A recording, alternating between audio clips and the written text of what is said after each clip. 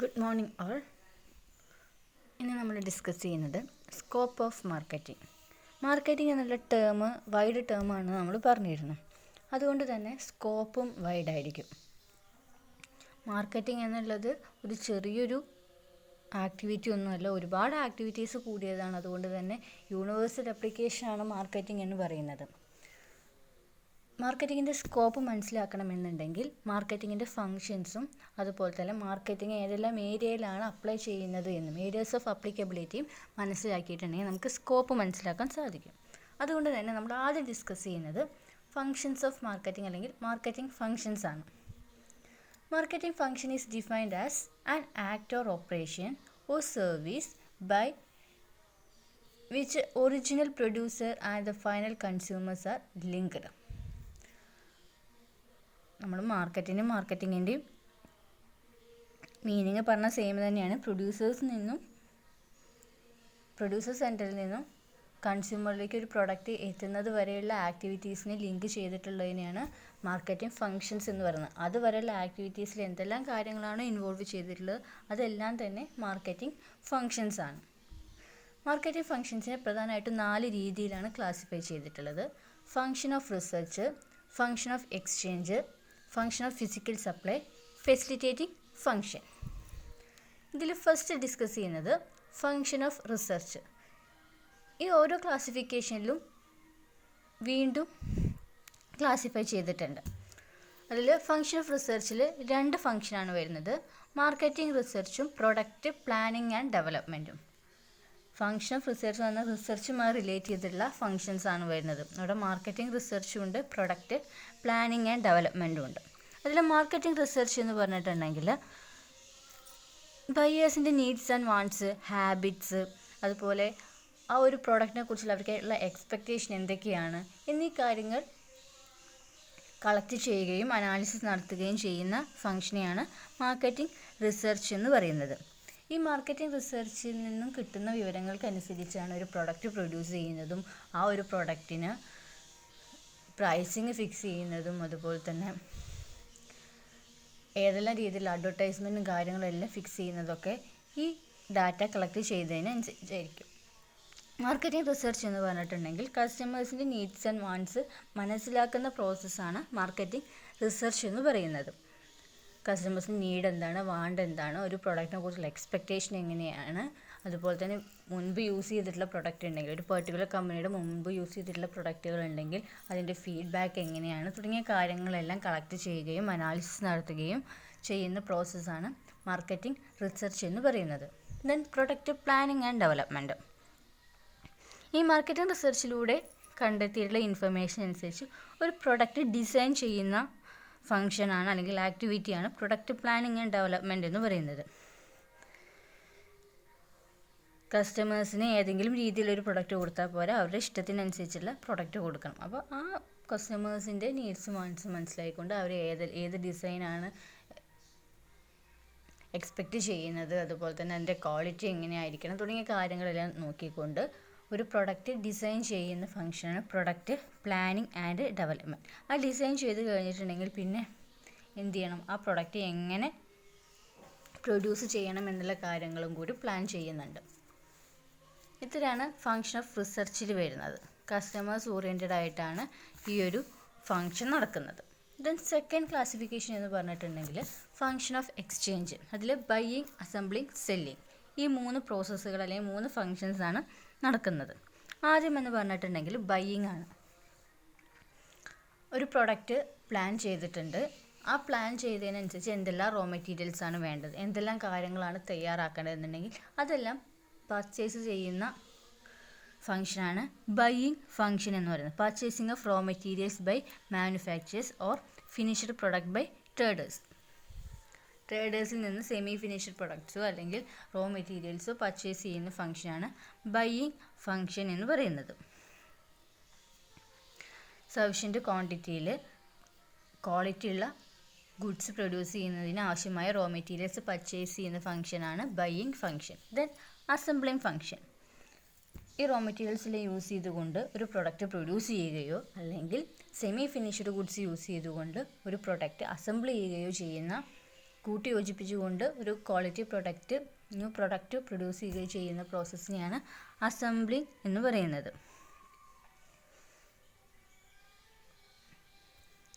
Then selling എന്ന് പറഞ്ഞിട്ടുണ്ടെങ്കിൽ profit ഉണ്ടാവുന്നതിനനുസരിച്ചായിരിക്കണം ഒരു പ്രൊഡക്റ്റ് സെല്ല് ചെയ്യുന്നത്. അതിനു വേണ്ടിയിട്ട് കസ്റ്റമേഴ്സിന് നീഡ്സ് ആൻഡ് വാണ്ട്സ് എല്ലാം സാറ്റിസ്ഫൈ ചെയ്യേണ്ടതുണ്ട്. ഒരു പ്രോഫിറ്റ് കിട്ടണമെന്നുണ്ടെങ്കിൽ കസ്റ്റമേഴ്സ് എന്ത് ചെയ്യണം? പ്രൊഡക്റ്റ് വാങ്ങണം. കസ്റ്റമേഴ്സ് പ്രൊഡക്റ്റ് വാങ്ങണമെന്നുണ്ടെങ്കിൽ അവരെന്ത് ചെയ്യണം? സാറ്റിസ്ഫൈഡ് ആവണം. ഈ ഒരു പ്രൊഡക്റ്റ് സെല്ല് ചെയ്യണമെന്നുണ്ടെങ്കിൽ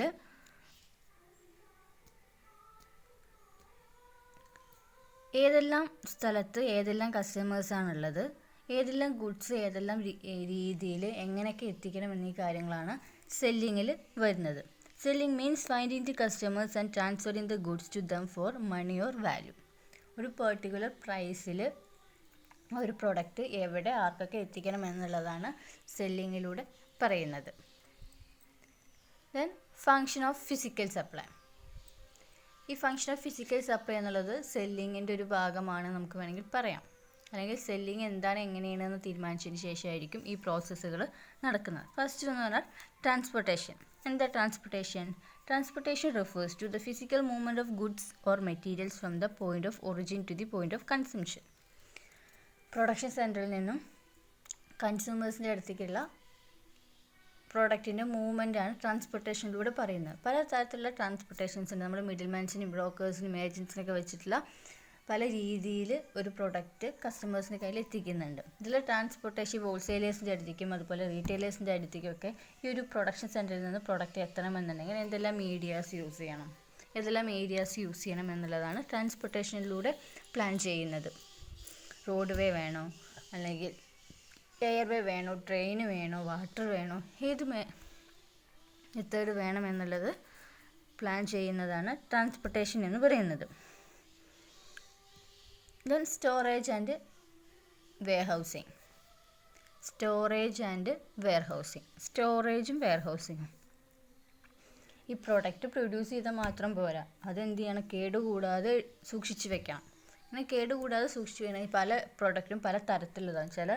ഇത് ചൂടുള്ള പ്ലേസ് വേണ്ടി വരും, ചിലതിന് കോൾഡുള്ള പ്ലേസ് വേണ്ടി വരും, അതായത് തണുപ്പുള്ള സ്ഥലങ്ങൾ വേണ്ടി വരും. അതിനനുസരിച്ചുള്ള ഏരിയ ആയിരിക്കണം, സ്റ്റോറേജ് ഫെസിലിറ്റി ആയിരിക്കണം യൂസ് ചെയ്യേണ്ടത്. അതുപോലെ തന്നെ ഹോൾസെയിലേഴ്സ് ആയാലും റീറ്റെയിലേഴ്സ് ആയാലും ഒക്കെ എന്ത് ചെയ്യണം? പ്രോഡക്റ്റ് സേവ് ചെയ്യേണ്ട ആവശ്യമുണ്ട്, കേടുകൂടാതെ എടുത്തു വെക്കേണ്ട ആവശ്യമുണ്ട്.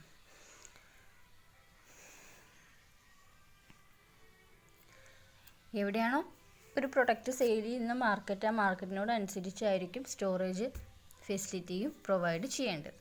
സ്റ്റോറേജ് എന്ന് പറയുന്നത് പ്രധാനപ്പെട്ടൊരു ഫങ്ഷനാണ് മാർക്കറ്റിങ്ങിൻ്റെ. ദെൻ പാക്കേജിങ് എന്തിനാണ് യൂസ് ചെയ്യുന്നത് നിങ്ങൾക്കറിയാം. Packaging done to protect the goods from ഡാമേജിൽ നിന്നും ഗുഡ്സിനെയൊക്കെ പ്രൊട്ടക്റ്റ് ചെയ്യുന്നതിന് വേണ്ടിയിട്ടാണ് പാക്കേജിങ് യൂസ് ചെയ്യുന്നത്. ഈ പാക്കേജിങ് വെറുതെ ഒരു പാക്കേജിങ് നടത്തുകയല്ല, പ്രൊട്ടക്റ്റ് ചെയ്യുകയും വേണം, അതുപോലെ തന്നെ കസ്റ്റമേഴ്സിനെ അട്രാക്റ്റ് ചെയ്യുന്ന രീതിയിലും ആയിരിക്കണം പാക്കേജിങ് നടത്തേണ്ടത്. കൂടുതലായിട്ടും ബ്രാൻഡഡ് പ്രൊഡക്റ്റൊക്കെ ആയിരിക്കും നല്ല രീതിയിലുള്ള പാക്കേജിങ് ഉണ്ടാവുന്നത്. ഈ പാക്കേജിങ്ങിൽ എന്താണ് പ്രൊഡക്റ്റ്, ഈ പ്രൊഡക്റ്റ് പ്രൊഡ്യൂസ് ചെയ്യുന്ന കമ്പനി ഏതാണ്, പ്രൊഡക്റ്റിൽ എന്തെല്ലാം റോ മെറ്റീരിയൽസ്, എന്തെല്ലാം കണ്ടൻറ്റാണ് അടങ്ങിയിട്ടുള്ളത്, അതിൻ്റെ ക്വാളിറ്റി ഏത് തരത്തിലുള്ള ക്വാളിറ്റിയാണ്, അതുപോലെ തന്നെ ആ ഒരു പ്രൊഡക്റ്റിൻ്റെ ലാബലിങ്ങും കാര്യങ്ങളെല്ലാം അതിലുണ്ടായിരിക്കും. പാക്കേജിങ് കൂടുതലും അട്രാക്റ്റഡ് ആയിരിക്കും, കസ്റ്റമേഴ്സിനെ അട്രാക്റ്റ് ചെയ്യുന്ന രീതിയിലുള്ള പാക്കേജിങ് ആയിരിക്കും ഉണ്ടായിരിക്കുക. ഇത്രയാണ് ഫങ്ഷൻ ഓഫ് ഫിസിക്കൽ സപ്ലൈയിൽ വരുന്നത്. ദെൻ ഫെസിലിറ്റേറ്റിംഗ് ഫങ്ഷനിൽ first one financing.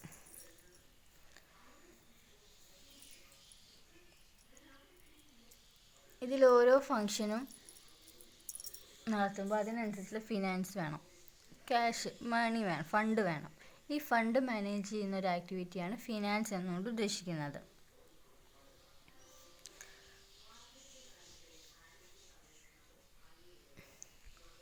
Finance is the life blood of business എന്നാണ് നമ്മൾ അറിയപ്പെടുന്നത്.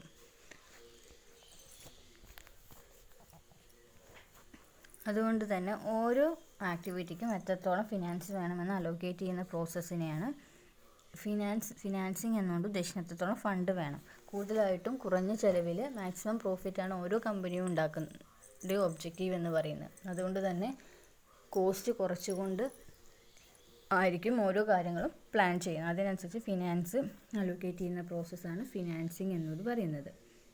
Then risk bearing. ഇനി റിസ്ക് ടേക്കിങ്. മാർക്കറ്റിംഗ് എന്ന് പറഞ്ഞിട്ടുണ്ടെങ്കിൽ റിസ്ക് ടേക്കിംഗ് ആക്ടിവിറ്റിയാണ്. മാർക്കറ്റിംഗ് എന്നല്ല, നമ്മൾ എന്തൊരു കാര്യം ചെയ്യുകയാണെങ്കിലും അതിൽ എന്തുണ്ടായിരിക്കും, റിസ്ക് ഉണ്ടാവും. അത് ചിലപ്പോൾ ലോയോ മീഡിയോ ഹൈയോ ആയിരിക്കും. എന്തൊരു കാര്യം ചെയ്യുമ്പോൾ നമ്മൾ എന്താണ്, കുറഞ്ഞ റിസ്ക് ആയിരിക്കണം എടുക്കേണ്ടത്. റിസ്ക് എന്ന് പറഞ്ഞിട്ടുണ്ടെങ്കിൽ എന്താണ്, അൺസേർട്ടൈൻ ആണ്. അതായത് കോസ്റ്റിനും ലോസിനും ഡാമേജിനൊക്കെ എഫക്റ്റ് ചെയ്തുകൊണ്ടായിരിക്കും റിസ്ക് ലെവൽ നമ്മൾ മെഷർ ചെയ്യുന്നത്. റിസ്ക് സിമ്പിളായിട്ട് പറയുകയാണെങ്കിൽ risk means the possibility of loss due to some unfavourable happening in the future. ഫ്യൂച്ചറിൽ നമ്മൾ അപ്രതീക്ഷിതമായിട്ടുണ്ടാവുന്ന സാഹചര്യങ്ങൾ കൊണ്ടുണ്ടാവുന്ന ലോസിനെയാണ്, നഷ്ടത്തിനെയാണ് അല്ലെങ്കിൽ കേടുപാടിനെയാണ് റിസ്ക് എന്ന് പറയുന്നത്.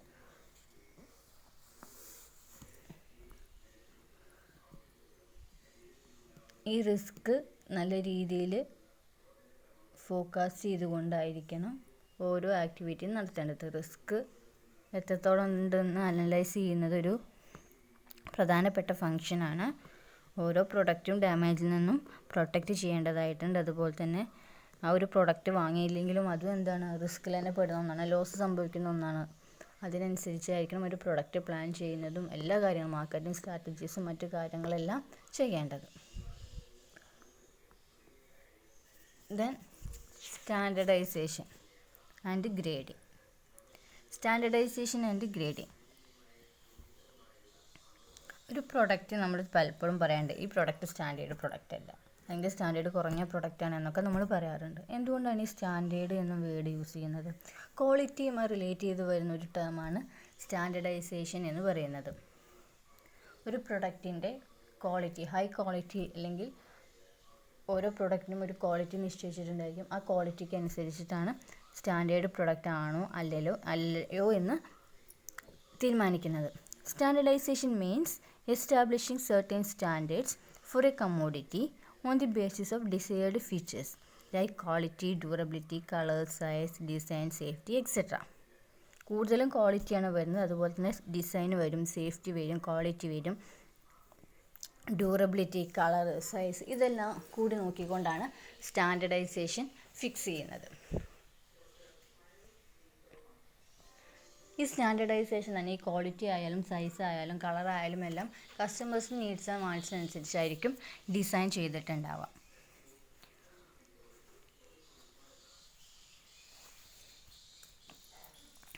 ഈ സ്റ്റാൻഡർഡൈസേഷനുമായി റിലേറ്റ് ചെയ്ത് വരുന്ന ഒരു ടേം തന്നെയാണ് ഗ്രേഡിംഗ് എന്ന് പറയുന്നത്.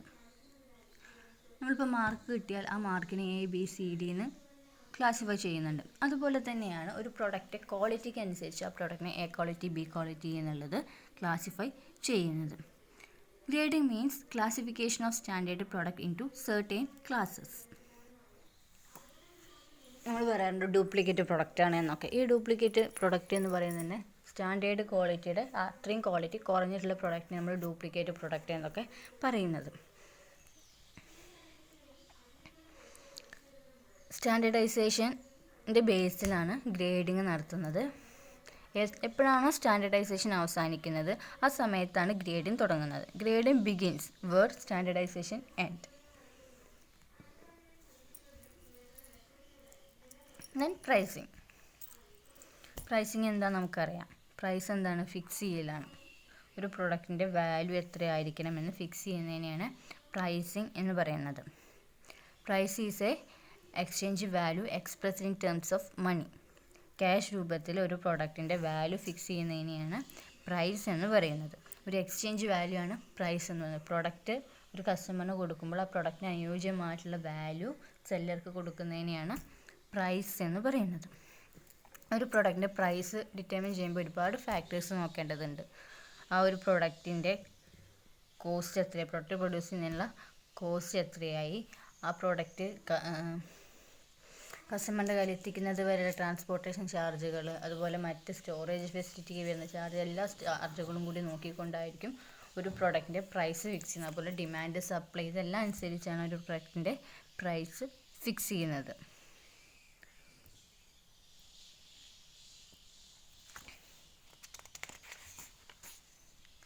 Then promotion. ഈ പ്രൊമോഷൻ അല്ലെങ്കിൽ അഡ്വർടൈസിങ് ആൻഡ് സെയിൽസ് പ്രൊമോഷൻ എന്ന് പറയുന്നത് ആ ഒരു പ്രൊഡക്റ്റ് മാർക്കറ്റിൽ എത്തിക്കുന്ന കൺസ്യൂമേഴ്സിൻ്റെ ഇടയിൽ ആ ഒരു പ്രൊഡക്റ്റിൻ്റെ ഇൻഫർമേഷൻസ് എത്തിക്കുന്നതിനുള്ള ഒരു മീഡിയമാണ് പ്രൊമോഷൻ അല്ലെങ്കിൽ അഡ്വർടൈസിങ് എന്ന് പറയുന്നത്. ഒരു കമ്മ്യൂണിക്കേഷൻ വാല്യൂ ക്രിയേറ്റ് ചെയ്യുന്ന ഒന്നാണ് അഡ്വർടൈസിങ് ആൻഡ് സെയിൽസ് പ്രൊമോഷൻ എന്ന് പറയുന്നത്. It include all activities designed by the manufacturers to influence buyers through communication.